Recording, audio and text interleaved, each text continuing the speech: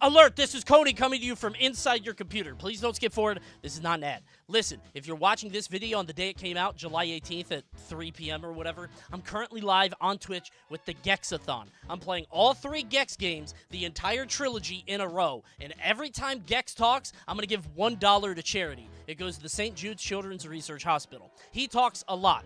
Why am I doing this? I don't know. I thought it would be funny. So come on over to the Twitch. Come say hi. The link is down in the description. Maybe drop some money for charity or give me a Prime sub. I'm losing a lot of money today. It would mean a lot. Thank you. Goodbye. Fellas, the Switch 2 is out. Hooray! And it still has that new console smell. Oh, it's heaven. Well, the Switch 2 is out, and a lot of people feel a lot of ways about it. Some people telling the truth and facts, and some people be telling lies, opinions. But CONEY, I don't know which is which. What should I think? Well, I'll tell you. This is a show called Factor Opinions, where I get people to send in things, and I say whether they're a fun fact or an outrageous opinion. I'll tell you what's true or not. You know what's true? I actually am almost at 200,000 subs on YouTube. Subscribe and like the video, because you're going to like it. Thanks. Let's play Fact and Opinion, shall we? Sonic Kart is going to smoke out Mario Kart for once. Here's the thing. I actually think this is very interesting. By smoke out, what are we talking about? Sales? No. Heavens, no. That's an opinion. Liar. Not by that. But a lot of people seem to be a little upset with the Mario Kart World formula. They don't like the driving in, taking a full lap on the whole, transition tracks. They don't like the RNG item-based gameplay. They don't like the 24 racers. They don't like the non-circuits. Some people are not fucking with this game. Sonic the Hedgehog has a very unique opportunity. And by the way, this has never happened before. It's a fact and an opinion. Sonic the Hedgehog, I truly believe, and I mean this sincerely, has the opportunity to, make a statement here. They can make a really fucking good game here. If they just make it like Mario Kart 8, and they make it so you do 3 laps per thing, and you have Hatsune Miku, and you make it a really good game, and Minecraft is in it, the crossovers are going to help a lot. I don't think they will. Will it make the game better than World? No. But I think that they have a chance to, sort of put out a normal kart racer with 3 laps and normal gameplay. And maybe there's a world where people look back fondly at this Sonic racing game and are like, wait, that was actually better than World. World is building a foundation for, the future, for, a decade from now, which I think will definitely be good, but I think in the meantime, right, a normal kart racer is all I want. That's what I'm saying. If Sonic puts out a normal kart racer and it's really good, then it could happen. However, the issue that Sonic has here is they don't have time. I don't think Sonic, knew Mario was going to do the whole open world transitional track thing, so they can't, adjust the game now. Unfortunately, I lied. This one's actually an opinion. But I do think there's a world that the new Sonic game is good and people are going to love it. People will like it for Sonic, not for being a good game, which it won't be. Dude, his racing games are pretty good. Are they good games? I don't know, because I played them for an hour. But they're not bad. All I know is people are hating Mario Kart World, dude. I think that's my bottom line, is people are starting to get really annoyed at Mario Kart World. And if Sonic shows up, like the side dude, oh, he did it again, didn't he? He made you drive to Peach Beach, but he counted the transition as a lap, and you only got to go to the beach one time. Oh, I would never do that to you. Super Mario Odyssey and the handheld nature of the Switch have ruined Nintendo's ability to create an engaging title. Take the dev time you spent creating 300-plus Superman 64 ring challenges and put some more racetracks there, or take the 120 shrines of Breath of the Wild, make 20 mini dungeons. Stop all the stupid 500,000 challenge things and just make a short game. And also, they posted a cool picture. I kind of like that one. The treasure chest is here. I don't know if you see it. The treasure chest is right here, which is kind of good. This guy just doesn't like open world. I think he's right. And here's why. Nintendo's approach when it comes to these open world things need some kind of larger progression system. I don't know what that looks like. I need something that is maybe a little bit more, nudgy. I need something to happen, man. Because I can't just be doing this stuff for the sake of it. What's the point of the 300-plus Superman 64 ring challenges? Fun? I don't know, man. Maybe it's achievements. Maybe it's unlocks. Maybe it's... I think we need something. And maybe it's just, Nintendo's modern design sensibilities I'm not super into. But it was fine in Odyssey. That's the thing that annoys me. We had the shops where you can unlock stuff and get cool costumes or whatever, or get stars to like 100% or whatever that is. But it's like, the other things, I don't know. What's the point of getting the stickers in Mario Kart World? CONEY, you 100%ed Spider-Man. Yeah, it was fun. It was dumb, stupid bullshit, but I enjoyed doing it because it nudged me forward. I still do my Marvel Rivals dailies. I don't really play the game beyond that. I log in, I do my dailies, I'm like, I hope a costume I like comes out soon. Maybe that's how video games should be. Maybe Nintendo is making games the way they're supposed to be, which is, you know, you only play it for fun when you want to. But I like it when my game has, like, I gotta show up for work. Uh-oh. You gotta do your dailies, otherwise you're gonna get in trouble. Oh, no, I don't want to get in trouble. I might lose the battle pass. FOMO. You have a disease. I just don't think... I don't be having fun for fun's sake. I would rather have a shorter game that isn't quite as open world. Like, I don't need a whole world in Mario Kart World. There's not a lot, right? I need a reason to do that stuff. That's what I'm saying. You know how many games there are now? You know how many video games exist? I don't have time to be exploring the open world, man. But in Odyssey, I think it's fine because, again, I think it's handled well. You kind of, like, get rewarded for that 100% thing or finding things. In Mario Kart, which I guess is, like, more in line with their other open world stuff, I don't fuck with it. CONEY wants a Mario Kart country, not world. Even a state. I would like a state for $30 and then other states for $30 more. I would like expansion passes. Boom! I wasn't really thinking of anything of it before it launched. Is from Gennaro. But after using it, the game chat feature is a system seller on its own. Being able to call and share gameplay with friends or my girlfriend without a $100 capture card PC has been a blast, and the mic quality is genuinely unreal. Literally ad. I'm seeing a lot of twos. I'm not even joking. I was gonna say that's true. Am I wrong? I thought that was kind of cool. I didn't think of that. Okay, system seller. Okay. Perhaps that is a bit ambitious. It's for kids. Okay. If we're gonna use the argument that consoles are valuable because not everybody has a PC, right? Which I think a lot of people do. I get that. Because I'm the opposite. I'm like, wow, why does nobody just buy a $3,000 computer to play all your games in 120 frames per second optimally? If we're going to use the argument that consoles are important for casual markets, why can't this be really cool? Wouldn't that be awesome? Just call your friend. On what? Your phone? Check out what's happening. You got to hold your phone up to your screen like a schmuck. I think this is cooler than what you guys are saying, man. And it comes baked into the well, I guess you got to pay for Nintendo Online. But it comes baked into the system. How much did Nintendo pay you to say this is a fact? I wish they would. Nintendo's never paid me before, ever. That's not true. I did commentate some of their events. Thank you, Nintendo. Have you tried anything with the camera yet? No, I don't have a camera. I hear you could hook up any camera. I could put on my Logitech or whatever. It's called Discord. Your Discord needs a capture card if you want to put your Nintendo system into it, which means you need the $100 capture cord. Plus, game chat is better for kids. Well, this guy's talking about his friends and his girlfriend. Like, obviously, kids like anything. So I'm trying to remove that from the equation. However, the free roam in Mario Kart World is going to be the best thing kids have ever played. 8-year-olds shouldn't be using game chat. 8-year-olds are the only people that should be using game chat, I think. But they're like the target audience, but they're going to like it no matter what. A system seller, maybe a little strong, but I agree. Dapper Apple! Uh-oh. We talked about this one a little bit before, but I wanted to address this specifically. Needing extrinsic motivation to play a game is a sign of weakness. It's kind of like being, it's like being kind in hope of receiving benefits. You should do the thing because it's fun. Okay, dude, I don't think so, man. Am I really that, like, modern consumer brained? I don't think we should be going backwards. Call of Duty figured out how to keep people playing forever. I'm not saying you need to, like, tickle my brain all the time, but I would like it moved in a certain manner. Call of Duty figured out that if you have multiple layers of progression, then you can keep the player enticed forever.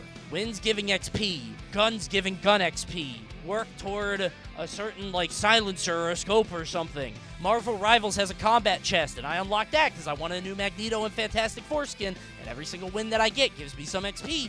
There are different things that fill up. When you get a kill and 5 numbers go up at once. I'm saying, when you get a kill and it goes bam, bam, and then like everything lights up and the screen goes crazy, is that not the coolest shit in the world? That's bad. That's Vegas conditioning. That's literal manipulation. It's a video game! I'm being manipulated into what? Playing the video game? Yeah! Every video game wants me to play it! Are you 10? I'm the 10-year-old, not you. I got a little sticker for my car. I drove into a food, and then I ate the food, and I turned into a new guy. I want to go to Rainbow Road! Listen, I hear you. I think in a perfect world, the game should be fun enough to keep your ass playing. I agree. Seriously, I do. I think if the game is fun enough, it should be fun enough that you just keep playing it just for the sake of doing it. And some games do that. But I think there is value in having progression systems beyond just unlock every sticker that's going to take forever. I think we could stand to have a little bit more push. That's all. And the reason I say we're going backwards is because people figured out how to make your brain feel good and tickle your brain in just the right way years ago. So it's weird to not have any of that. Now, it is only one dev doing that, so it feels like an intentional choice. It's clearly a conscious decision they're making to just make their game fun and, keep you playing. How is that extrinsic motivation? Those systems are inside the game. Extrinsic, I think, in this context means not within the systems that you're already doing. So, like, intrinsic motivation is I want to explore the map because I want to see everything and it looks pretty and I am enjoying the sights and sounds of driving around. Extrinsic is, I am enjoying this, but what I enjoy more is the satisfaction of getting a thing, doing a thing. And this is why I find Breath of the Wild boring. I don't have fun just walking around listening to the birds chirp. Is the gameplay fun, or am I addicted to the level up sound? Well, can't it be both? That's what RPGs are. That's like literally RPGs. When Paper Mario, when you get the points and then the wheel comes down and you get to pick whether it's flower or HP or whatever, man. It can be both. CONEY is the reason every game has a battle pass. Okay, it doesn't have to be a battle pass. Imagine a world where to unlock the character specific to that area, let's say to unlock Peepa, editor, put Peepa right here. To unlock this character in Mario Kart World, you have to find all 5 question mark blocks in Boo Cinema. Isn't that cool? It encourages you to explore the area. You get to look around and find new places. You get to test your skill or whatever, and then you get a cool unlock at the end. Isn't that so much better than driving around and getting Kamek? That's what I'm talking about. It doesn't have to be a battle pass. It doesn't have to be fucking small XP bars going up and getting, like, colors or whatever. You kind of agree now, don't you? See? When you strawman me into the battle pass, man, you look stupid. That's mostly intrinsic. No, it's not. Let us imagine a world where there are Peach medallions all over the world in Mario Kart World. What do? Well, apparently, if you get 10 of them, you can unlock Mirror Mode. Imagine a world where if you unlocked 5 to 10 Peach medallions, for every single one you get one more sticker on your car. Dude, is that not cool as shit? Because you don't get anything with stickers. The stickers suck. Not this bit again. It would be a cool idea. Because then you would see somebody online with 1 million stickers on their car and be like, oh, that guy really likes the open world. That's awesome. I think it'd be really fun, dude. Ding! Coast, Mario Kart is meant to be played for 1-hour sessions at most, and people who play it for extended periods of time are insane. I see a lot of people saying opinion, but I'm going to be honest. I have been on Livestream Fail quite a bit, and I have seen a couple people break some pretty expensive equipment because of Mario Kart. I've seen monitors crushed. Yeah, Soda broke it. I've seen some controllers flung. I think XQC was in like 15th, and he got a coin. I think he was out in front. He got triple red shelled, and then he dropped to 5th, and then he got a coin or something. It was something like that. It was so funny. Oh, he was Bowser, I think, and he was like, I'm the fastest character in the game. My top speed is supposed to be the fastest. No, that's what's true.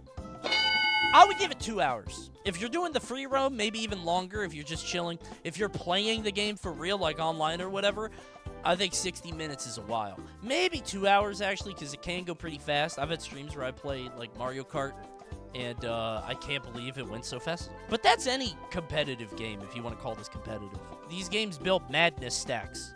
When I play Street Fighter 6, I feel the madness building. Like, I'm having fun playing Street Fighter, and then I'm in the corner, and then I'm getting, crouching medium kick fishing, and it's like, wait a minute.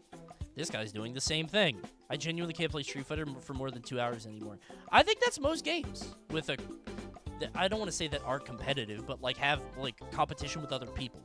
Because you can play Expedition 33 forever. I can play Dota for a truly unhealthy length of time. Yeah, but that's because Dota's an hour long, man. I played League, and it's 45-minute games make it so it goes on forever. There's a difference between having teammates or not. I play Overwatch 2 with my friend for hours at a time. I just drink heavily along with it. If you're with friends, you get to laugh at the monkeys that you're queuing up with that are just not playing the game properly. Killjoy Caleb taking on and off the Joy-Cons is worth $450. Bro, I'm not even gonna listen to you. That shit's true, bro. That shit feel good. When it goes clink! Oh, my God. You put that shit backwards. Why would you ever do that? That was in the welcome tour. They're like, you can even do it backwards. And I thought that they were gonna be like, and here's why you would. They didn't.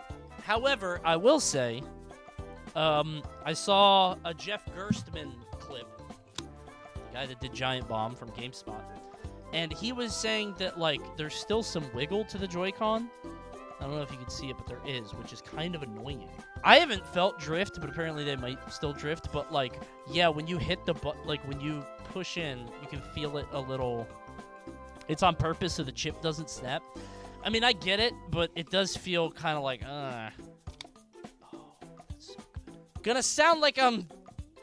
Could be less crass there.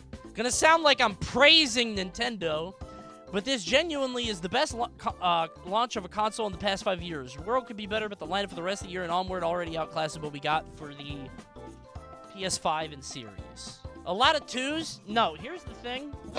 It's true, but that's not because it's good. It's the best launch of a console, but the bar is on the floor, dude. The PS5 still doesn't have a game, and Xbox gave up. They were like, fuck it, Game Pass. Y'all can play whatever. PS5, they got Astrobot. That's true. That's true. And it's just I don't think any console has had a better launch, but I don't think that's because the Switch's launch is particularly good. I think I would have liked one more game, and I guess you get Donkey Kong in a month. There's no scalpers and shortages. That alone makes this the best launch. Dude, I'm still trying to get a 5090. Shit's $3,000. The MSRP has not gone down. It's been 6 months, 7 months. The fact that they have all these Switch 2s in America, what happened?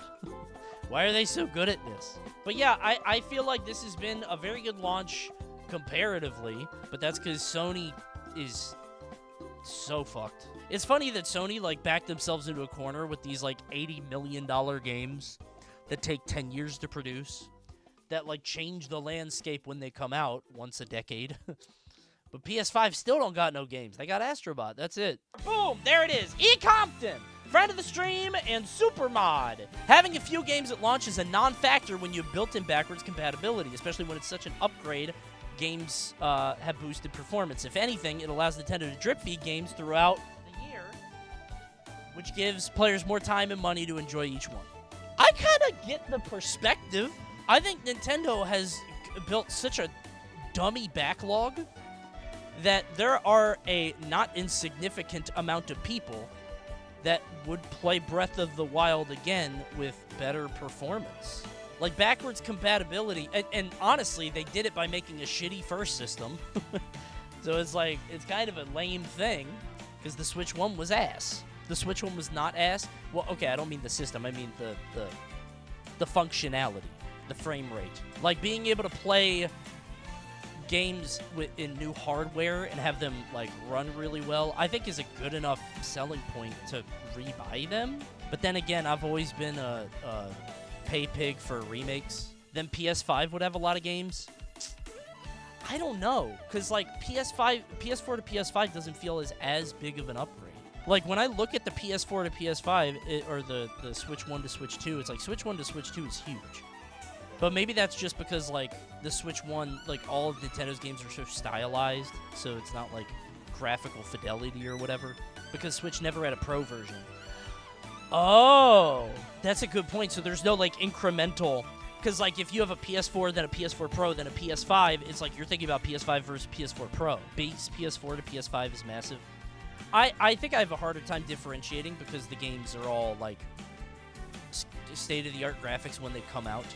So I think my mind, like, sends them back to, like, well, they looked really good. Like, I don't know if you've seen Last of Us now. Like, to me, The Incredibles 1, the movie, still looks great. Because I haven't watched it. I'm sure if I turned that shit on, I'd be like, ugh.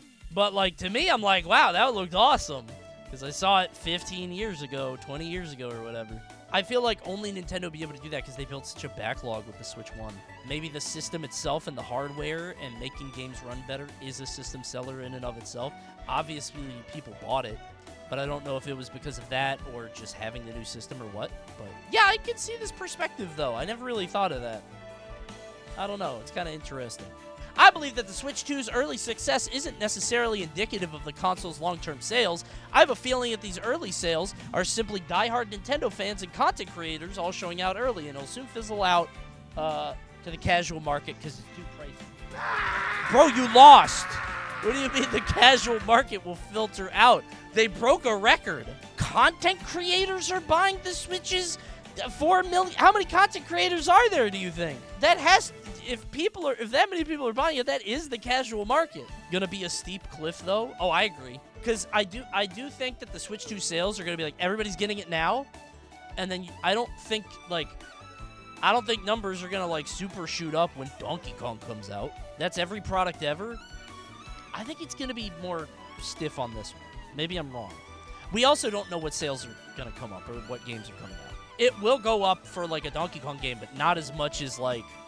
Imagine if they swapped. Like, imagine if Donkey Kong came out first and then Mario Kart came out second. I would say you would get a way bigger spike when Mario Kart came out. Mario Kart was the system seller. Yeah, exactly. Like, if Donkey Kong came out now and then Mario Kart came out in July, I think you would still get highest in June, but I think July would have a bigger spike. I think Donkey Kong won't spike it that much. I would have been happier with that. I agree. I would have liked that more, but, you know, the people love Mario Kart, so. Last one. Clef! Barring the fact that they're entirely different styles of games, Mario Odyssey's fuck it collectibles everywhere is way better than Worlds. You really gotta look for them. It's also more fun moving from one objective to the next in Odyssey more than World, which does help. Oh, now you guys are wanting... Wait a minute. You guys were just defending the shit out of 2 and just saying, why isn't exploring the world enough? You don't need to get things. You don't need to progress. Oh, that's different. Okay. Okay, we basically already talked about this. I know! And I just caught you in a lie! Being Mario is fun. Wait, that's... That's true. Odyssey is so good. Like, I played it, again, semi-recently. I'm playing through it right now. And, like, there's something everywhere. And I know people don't like that. Originally, they like the idea of, like, stars being more spread out or it takes longer. But I really fuck with, like, wait, what's under that rock here? What is that? Hey! I love that. This is kind of what I was trying to say earlier, is I think Mario Odyssey doesn't need the extrinsic motivation or, like, the battle pad or whatever we were saying, like, the push, because there's stuff everywhere. When it comes to World, there's, like, a couple minutes in between finding each thing. And, yeah, playing with the cart is harder. Getting on top of buildings is harder. Which isn't, like, the game's fault, but... And that's fact or opinion. Did you like it? Did you disagree? Did you agree? I don't know why I went disagree first. It's probably what you did. Thanks for watching, YouTube. You want to say goodbye to Twitch? They're right here. They all really wanted to say bye to you. And they really want you to subscribe and like the video. I'm almost at 200K. I'm going to keep saying it till I hit it. If you thought that I would forget and not say anything, you're wrong.